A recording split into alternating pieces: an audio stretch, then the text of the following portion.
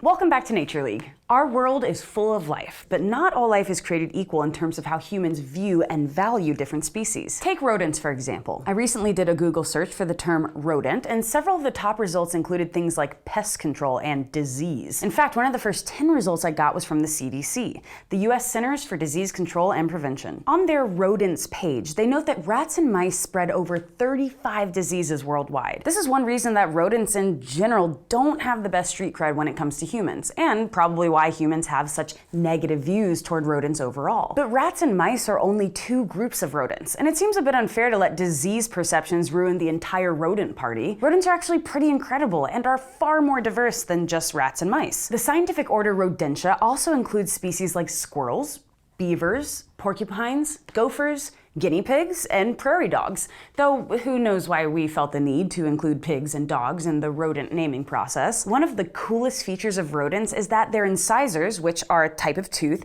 continuously grow throughout their lives. In order to avoid piercing their own skulls, rodents have to constantly wear down these teeth. Talk about metal. The image of long, sharp, growing teeth is another part of the negative perception some people have of rodents, and this isn't anything new. In fact, the word rodent comes to us from the Latin verb rodo, which means to gnaw or eat away. The English word corrode has the same Latin root, which makes sense. If something is corroded, it's been eaten away at. So yeah, they're even named for their gnawing and corrosive dental features. No wonder they're not thought of in the best light. But rodents are so much more than their teeth. They're also incredible survivors and super widespread across the globe. In fact, they're found on every continent except Antarctica. And in addition to moving around the Earth, the way that rodents move in general is another fascinating piece of who they are. While most groups of species move in a sort of specific way, like swimming or walking, rodents get around in all kinds of ways. For example, some walk on four legs, some run, some burrow into the ground, some climb, some hop, like kangaroo rats, and some even fly, or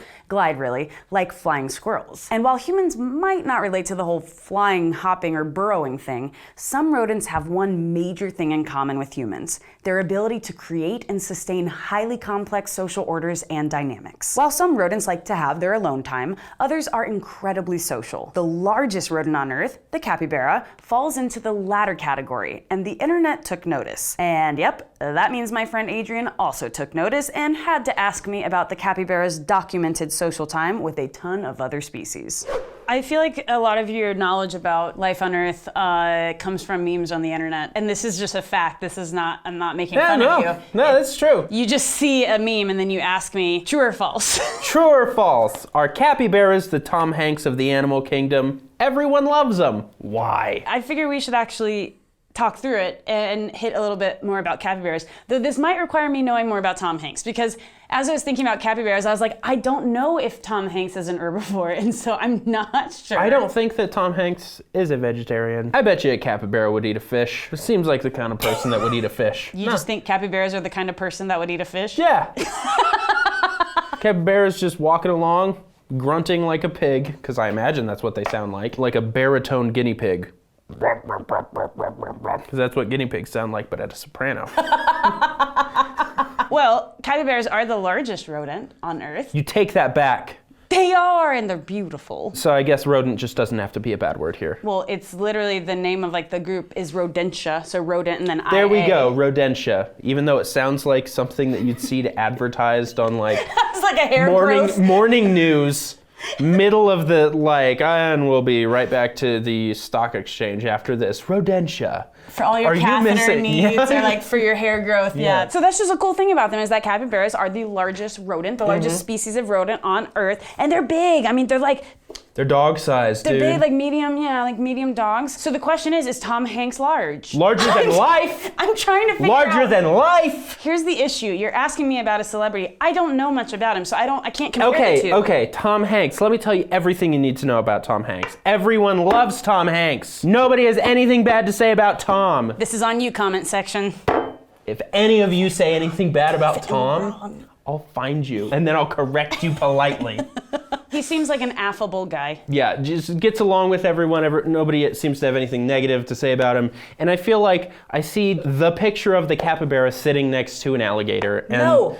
Caiman. So there's alligators, crocodiles, and caimans. They're relatives. So first of all, I don't know that it was with an alligator. It was probably with a caiman. Here's the thing. Capybaras are very large. Okay. And caimans are not necessarily the powerhouses that are like a really big crocodile. I mean, I'm pretty sure that in terms of caimans, they'll only really go for like younger capybara. I don't know that caimans typically go for a full grown all the time. Also, caimans are more active during the night, and that was like a daytime picture. It definitely was. And it could have been like, it could have recently fed. I'm just saying, like, before we say that this is because capybaras are really friendly, there's reasons for that, you know, reptile to not care about or go for that gopher looking thing. So the predator picture aside, because there can be many reasons, there was like a Tumblr, animals sitting on capybaras. Yeah, and like capybaras with other animals, and they just look right at home, like capybara walking around, there's like an animal on top of it. I saw one with a goat on its head, like a baby goat. Yeah, capybaras just don't care. They know that they are the top of not the food chain, but of the social chain, so nothing messes with them. Well, how intelligent is a capybara? I think a better question is, what are they eaten by and what do they eat? Because you want to talk about get along with, and you're talking about an ecosystem, you're probably starting to think about things like what is a threat and what is, you know, potential food. So capybaras are herbivorous, so they eat plants. I think they also eat their own poop, which is kind of fun. Who doesn't? Right. Does Tom Hanks? I'm still trying to find the similarities. Tom Hanks acknowledges his flops, which is like eating your own poop. Right. There we go. Oh my God, you might be onto something here. Well, just listen to him talk about Joe versus the volcano. He knows. So they do that, but then what eats them? Mainly like jaguars, so like larger. I was gonna say large jungle cats. Again, because they're so large. It's not that caimans don't eat them, it's just it'd be a little less likely for like a caiman to eat a full-grown capybara. Right. So jaguars for sure. Smaller capybaras, so like youth or you know, even the babies, other cats like ocelots, so like the kind of mid-size cats might, even like an eagle, some eagle species for the little ones. The little ones, but not the big ones. Yeah, but I don't think it's fair to say like nothing eats them, they're fine. Like they absolutely have predators. They're rodents. Do they?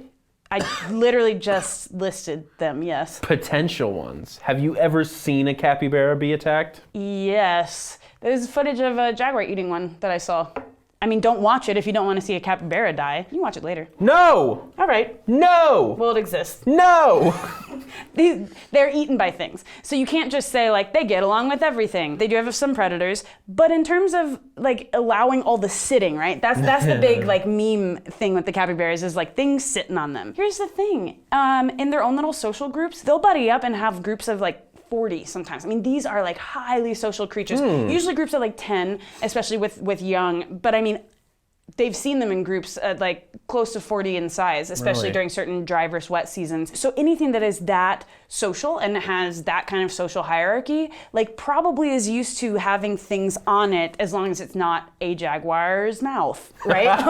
like that's probably gonna cause some concern. Yeah. But I think that that social structuring is my best guess as to why you get so many pictures of absurd things like on their heads, is because they're used to there being that interaction, like that physical tactile interaction. I never thought of that. Because if you think behaviorally, like why would something be okay with something on its head? A, they must feel safe or that it's not a predator. And B, it must be something that happens to them regularly enough in life that it's not strange, right? Yeah, it's why when I put the remote control on Felix, my cat, he just deals with it because I've been doing it for years. I also have a picture of Jane with an Xbox controller. Another one, well, I started a stacking. She was asleep and I saw like how many things I could do before she was bothered. It got very, very high. So yeah, like in general, an individual is gonna be okay with things on them or touching them if they're safe and if it's a normal thing that they've experienced. Okay. Now, how does Tom Hanks do with head stacking? I'm trying so hard to think of like a very specific moment in a movie where there's something on his head. Maya's gonna find like 10. It's gonna be great. Tom Hanks, stuff on his head. We're gonna go into the comments, and if you can think of a comparison, similarities between capybaras and Tom Hanks, please feel free. Please, we need your help. Yeah. We've only scratched the surface of this question. Yep. But capybaras are they're cool and they're unique, and they, just due to their kind of social behavior and being as large as they are, probably makes them a little less skittish maybe than some smaller prey species, but Sure. it leads to some really good pictures. Yeah. I feel like I've learned a lot about Tom Hanks too. I mean, I haven't actually learned anything, but I've got questions about him now. So I mean, in the comments, like, let me know what I should know about Tom Hanks. Just tell us about it and we'll believe you. If not, we'll just Google it.